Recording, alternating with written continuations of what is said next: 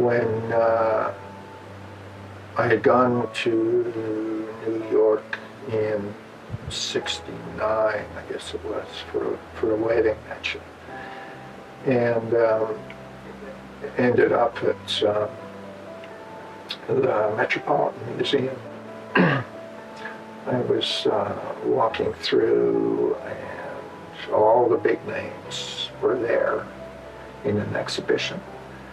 And these were paintings, not necessarily the same ones, but that I had seen growing up in art books, heard about, you know, in the news and so on.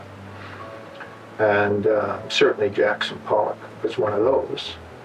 And I remember walking into quite a small room and seeing a Jackson Pollock painting. And there was a bench in front of it.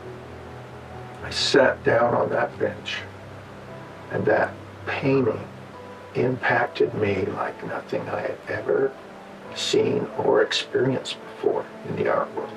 And I just wept.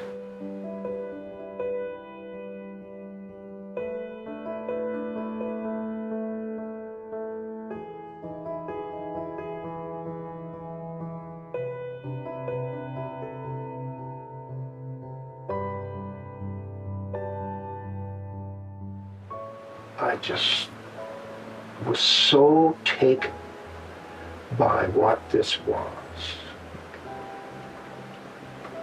Perhaps more taken on its effect on me emotionally. And it was that moment that I knew I was going to be a painter.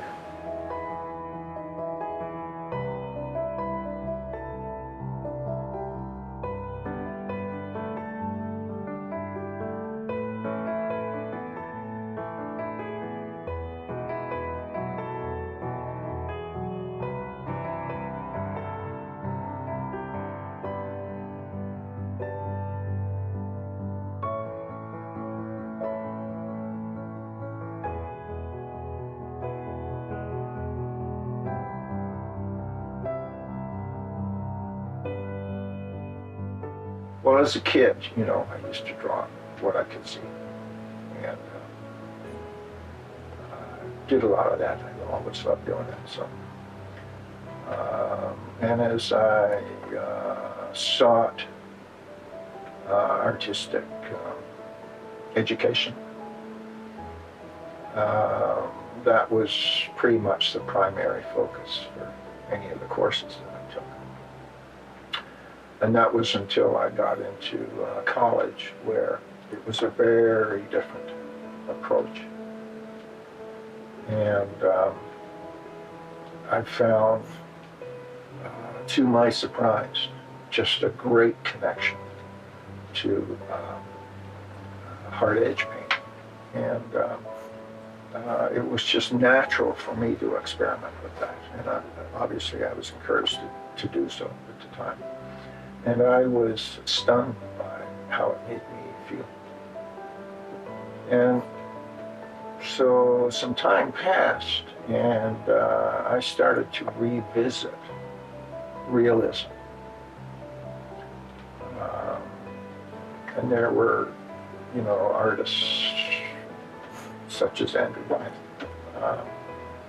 that had a tremendous influence on me. I was amazed at his work, the gentleness and the touch of it. And given that I've always enjoyed being outdoors, slowly, I think, as I brought realism back into the forefront for me, I found that I could go much deeper, and the abstraction started to creep back in.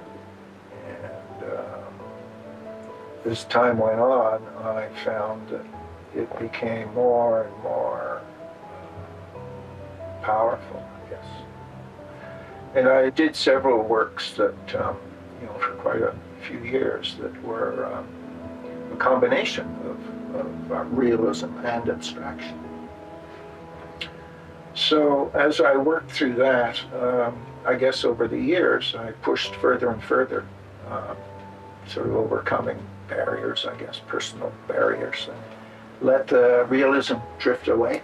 And it was replaced by, not by hard edge work, but by what is really a complete abstracted, it's almost color field. You can move them on the horizontal, just keep turning, and you've got a different piece every time. I don't know why I work like that. It's just kind of almost a self-imposed challenge that requires that I do work from 360 degrees from the center of the piece. Right? And it's not until I can do that with the piece, and it doesn't feel awkward because maybe it's weighted too much one side or the other. That's what brings it close to completion. And that's just part of my process, and it's always been the way I've looked at things, on a visual plane. A lot of suggestions have been made that my pieces often look like they're from a bird's eye view or from a plane shot or out of space or something like that. And there's truth to that. There's macro imagery and there's micro. And again, that's, those two things are very polarized. Those two views are very polarized. And as I'm working, my mind certainly does, and my decision making certainly does reflect a choice that I start to make. If it comes out really not anything like what I had expected, that can sometimes just be amazing. It's something I had not anticipated. And that's what just keeps me so connected, I guess.